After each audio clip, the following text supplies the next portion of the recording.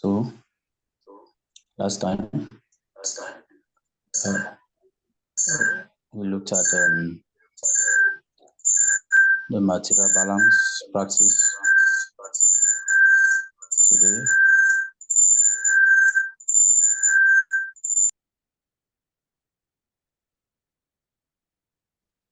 we want to look at how we can carry out 1G modeling. So we are going to start up with a new project.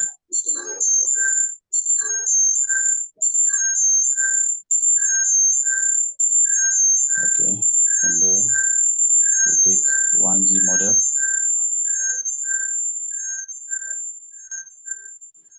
Now our 1G model involves carrying out secondary oil recovery mechanism or enhanced oil recovery. So last time, I think it was around week 4 when we treated water flooding, and I remember I gave the principle of water flooding, where we have an injection well where we inject water, and this water injected into the reservoir sweeps the hydrocarbon away towards the producing well. Now, there come a time when this water flooding activity cannot longer enhance the recovery.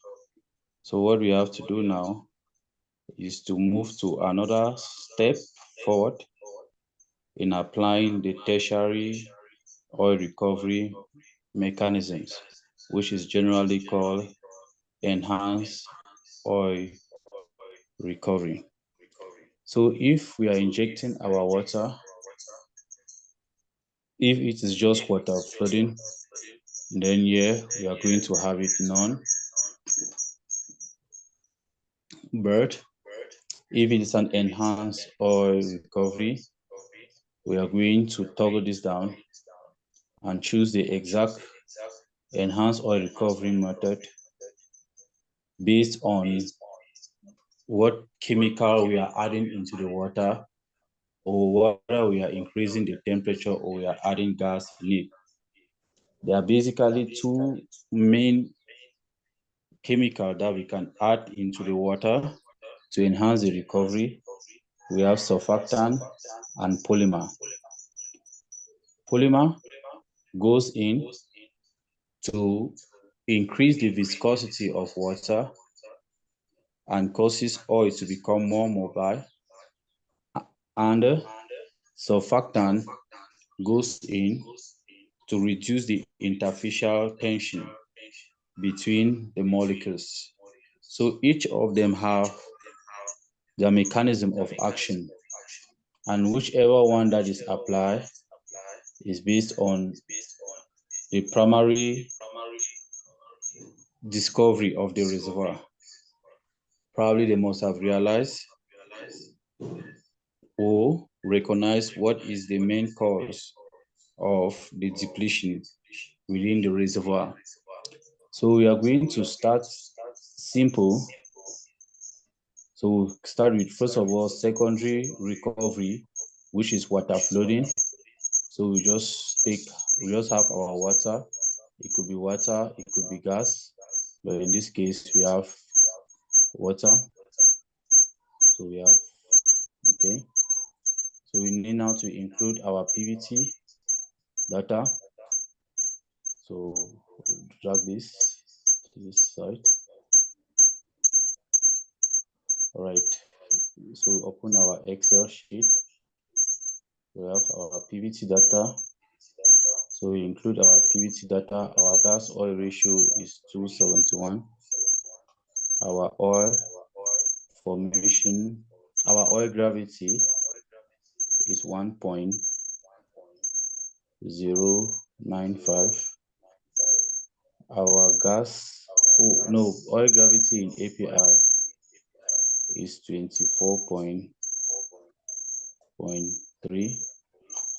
Our gas gravity is 1.095. Our salinity is 30,000. And then we don't have contaminants. We don't have contaminants. So put 0 there.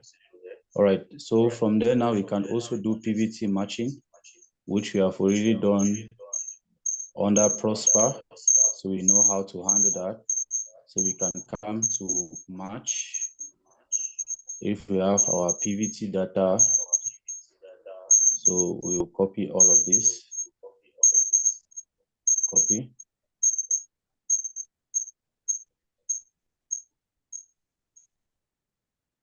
And now paste. All right, so we have all the PVT data into our system. We have our temperature, we have our bubble point pressure. This is it here.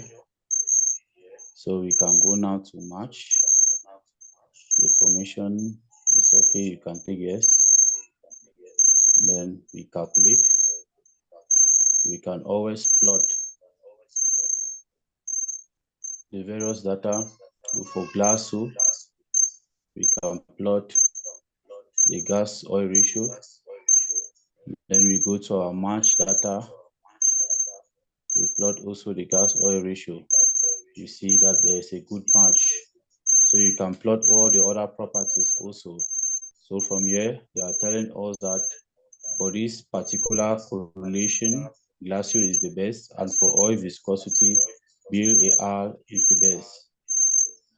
All right, so we have our match PVT.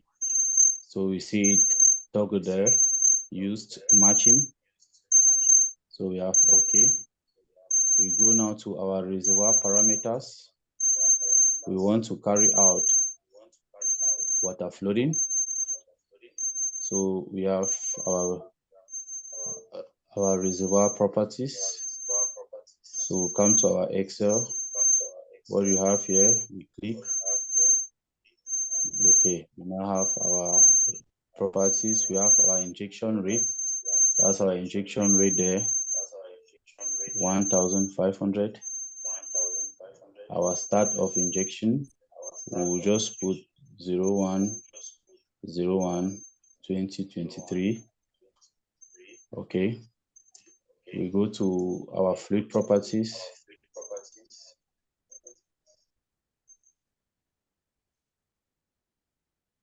Okay, so here we don't need the fluid properties here.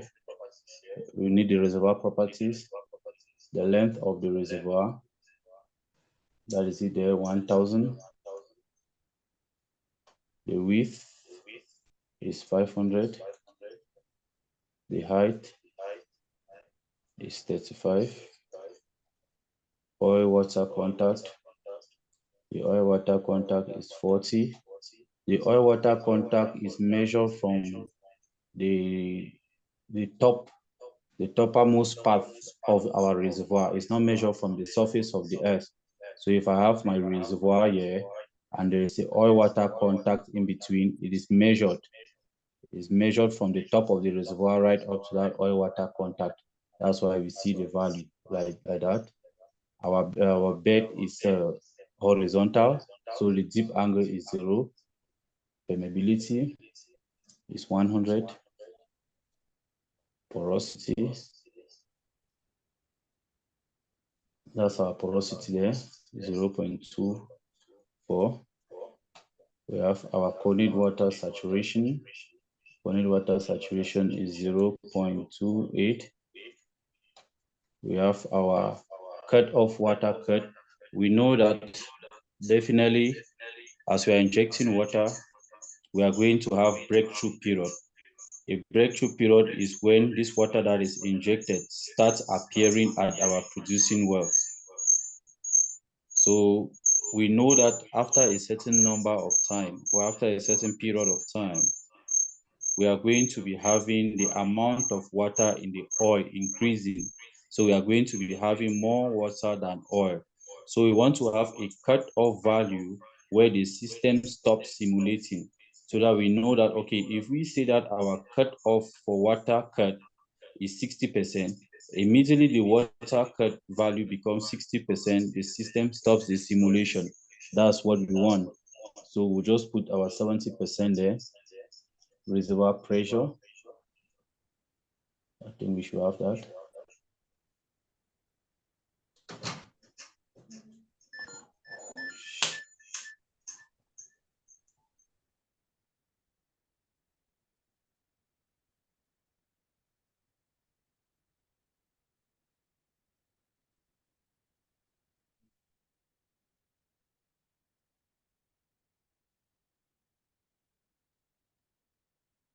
Okay, our reservoir pressure.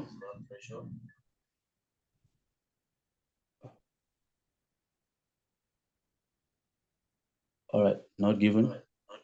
I will just say 3000. Our reservoir temperature.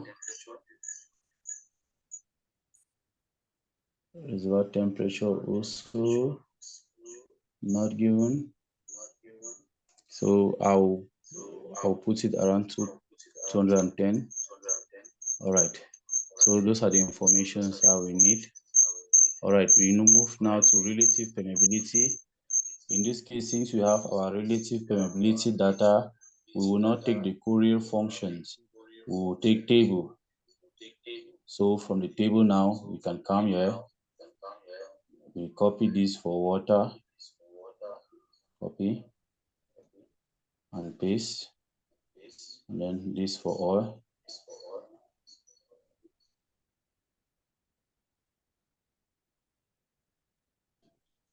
We'll copy also. Then we'll paste them here. So that's our relative permeability. We validate.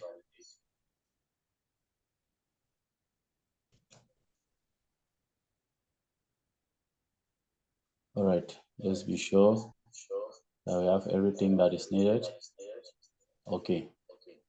Once we have done that, we can take OK. We have our input reservoir parameters. We go now to simulation. Then we calculate.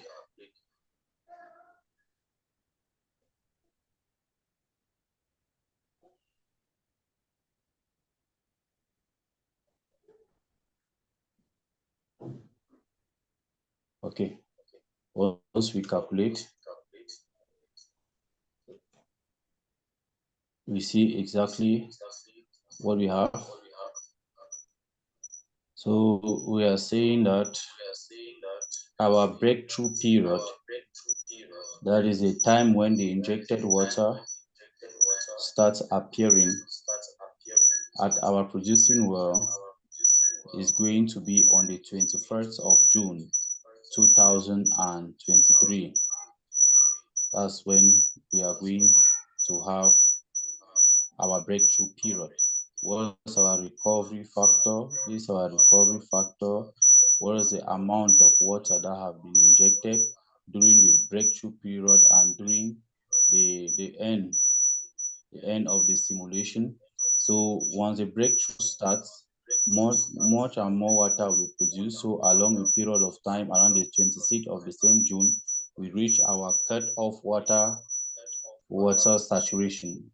So if I go back here, I go to my input, this cut-off, I said I put it at 90. All right, if I come back here and recalculate, all right, you see that this breakthrough period has not changed, but the time when the simulation stops has now increased to the 7th of August, because at the beginning we said we should stop at this particular cut-off water value. But if you get to this point, you realize that once you increase the cut-off water cut, this changes.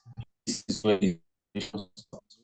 And when the simulation stops, we have 2 periods, we have 50% recovery. In simulations, we have 2%. This is the amount of water that has been injected during the breakthrough period, during and the amount of oil that has been produced and all of that. Okay, at this level, we don't have any cumulative water produced, but when the water now starts appearing, at it now we have this amount of water that is produced. These are all the properties of the reservoir. So we could take finish. If I come to calculation and I go to results, you see all of the results here. I could plot maybe average oil saturation. All right, so you see what is happening. From the 14, you have the date, the average oil saturation. The average oil saturation, we have cumulative oil production. All right, that's going to be our cumulative oil production. So it's going to produce right up to this point until the breakthrough date. Once it reaches the breakthrough date, the amount of oil produced starts declining a bit. All right.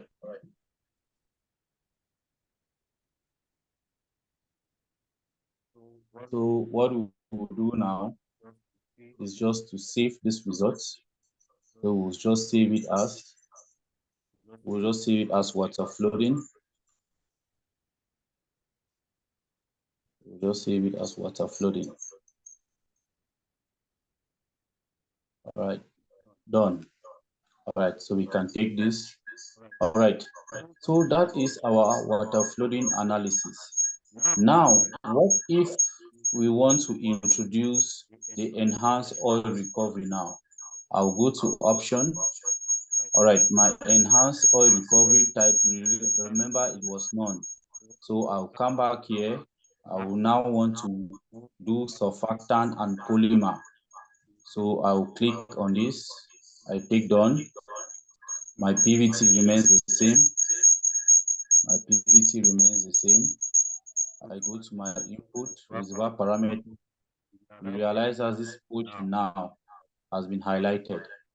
So I have to input all of these parameters now. I go to my Excel. So we have our oil.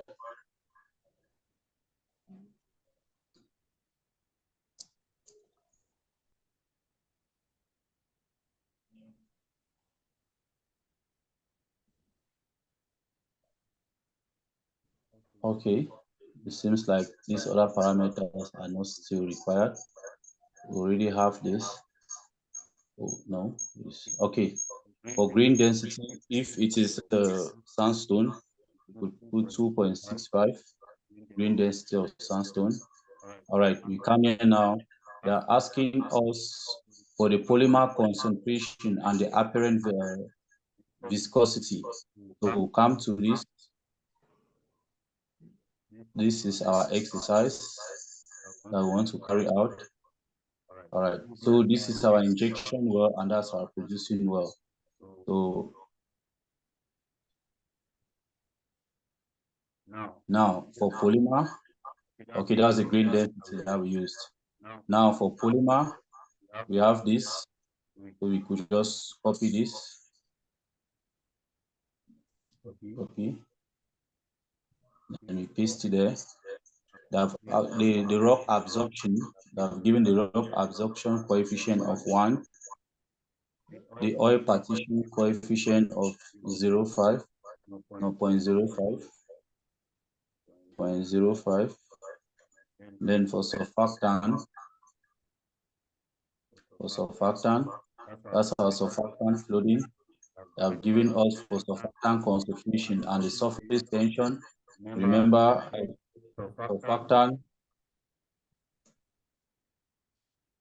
surfactant is going in to affect the interfacial tension between the molecules. We paste that the absorption coefficient. We have also 1, and here we have 0.05. Okay, that's what we have. We go there. For EOR schedule, if we go to here for the polymer, the PV injected, we have 100. We have 100, and the polymer concentration there is 50,000. So we are saying that By the time we have injected the 100% of the pore volume that is present, this is the maximum amount of polymer that we must have injected. Then we come here now. Also, for 100% of this, let's just first of all do a simulation only for polymer and see. So what we'll do here is we first of all put 0 for surfactant here. We don't want to simulate for surfactant. So we'll put 0 there, then we'll validate.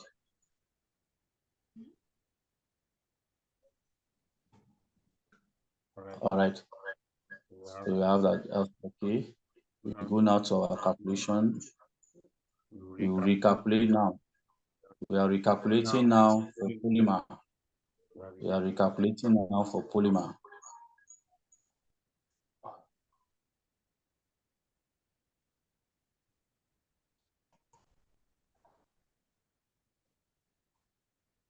Okay, so you see that our breakthrough, if we add polymer into the water, our breakthrough is going to be the 26th of June 2023. That's our recovery coefficient, and the simulation will end on the 18th of February 2024, and by then this is going to be our recovery coefficient.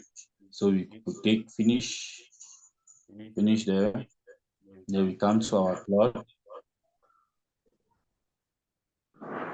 Okay, we have our simulation there, which we have done. We come to our results.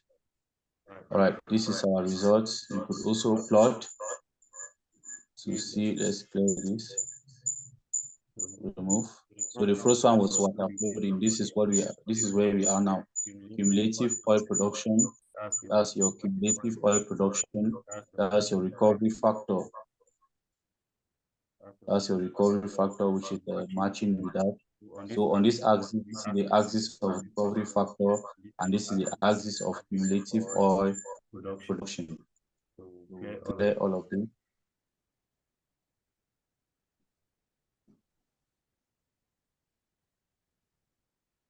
So clear all of this.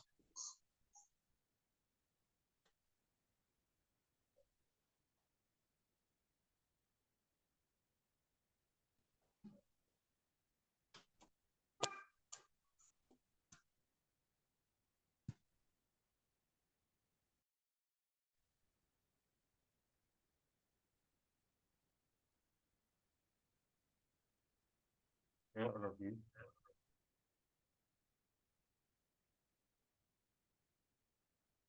Clear all of this. Now we should also save this as we should save this as polymer. Save this as polymer. This one done. All right. We go back to our input graph. Go back to our input. We go now to EOR schedule. We now put the layer. Then we put the recovery that the concentration of surfactant. I think this is 5,000. So surfactant is 5,000. That's the concentration. So 5,000 there. In this case, we are doing simulation only for surfactant. No polymer is involved. So we click OK. We come to our simulation. Calculate it. The surfactant. We allow the simulation to run.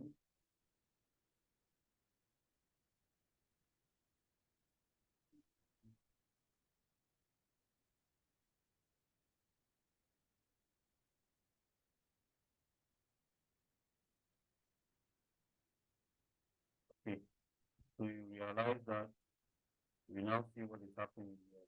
Our simulation will end on the 21st of July 2026, and that's going to be our recovery factor. At breakthrough, we have 25%, 24th of June 2023, which is similar to what we had before. So we come here under results. We also plot some of the results. We can we run the simulation, we can also plot some of the results there. Okay. We calculated recovery factor, that's the recovery factor that we have. We could make comparison.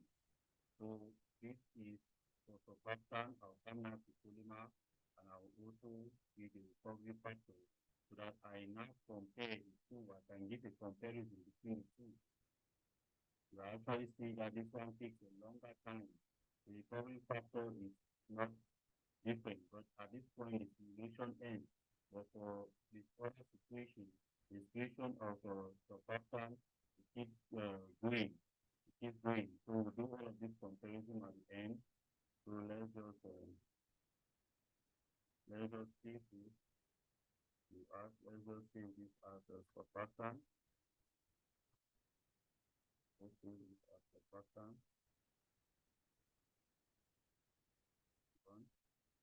So save that.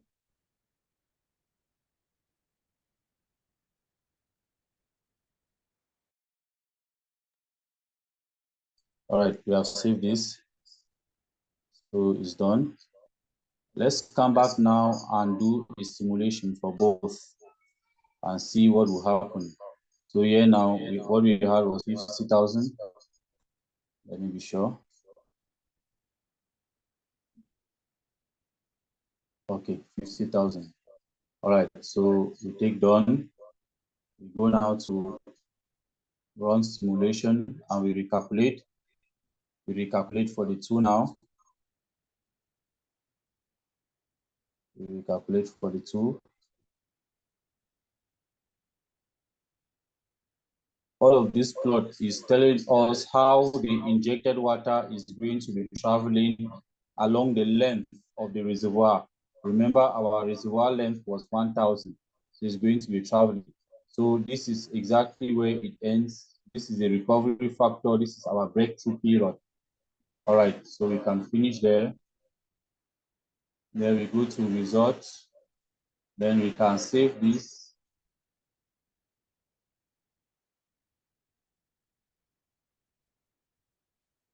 We can save this as polymer slash surfactant. Polymer slash surfactant. Okay. Go to plot now. We can compare all of them. So for polymer, that's surfactant. That's the recovery factor. For polymer slash surfactant, that's the recovery factor for anything. As polymer, recovery factor, surfactant, recovery factor. Oh, okay, that's surfactant. This calculated now is the one of this calculated in surfactant plus polymer. So we'll come back here. Let's make sure that we have not mixed the plots. All right, this one you have to add. This one, let's leave it like that. This is the one of polymer slash surfactant. Polymer slash surfactant.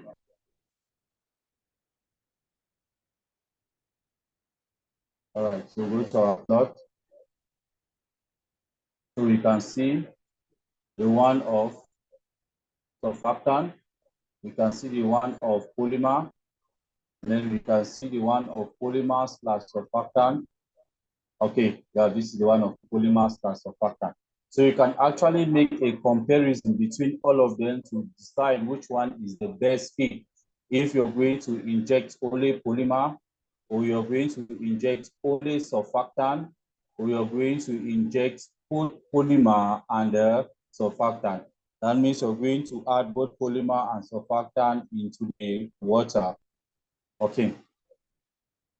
So that is our 1D simulation. That's our 1D simulation. There are other aspects that you can include. We can go to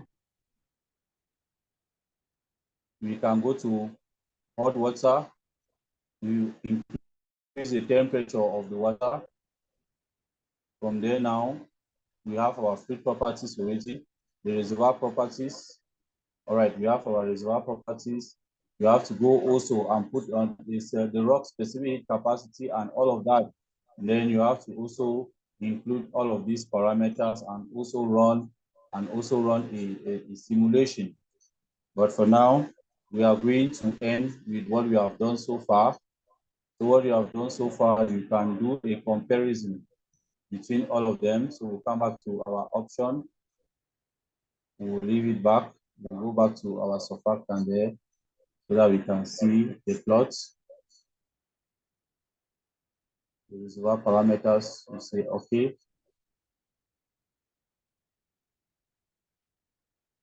Reservoir parameters, okay. All right, validate, done. So we can see the plots that we have been seeing. So you can compare other aspects also, not only the recovery factor. You can also do a comparison between the comparison of cumulative oil production for polymer, the one of surfactant, and then you also do the one of polymer slash surfactant. All right, so you can also do a comparison between all of them. You can also calculate the frontal speed. That means the speed at which the front of the injection, because remember there is a contact between water and oil. So that frontal water contact is what we call the frontal level. So you can also plot those the speed at which the frontal level is moving. So I'll take this as the speed at which the frontal level is moving. I go for surfactant. I also plot the speed at which it is moving and all of that. So you're seeing the speed at which that frontal level is moving before the breakthrough period and how it starts moving after the breakthrough period.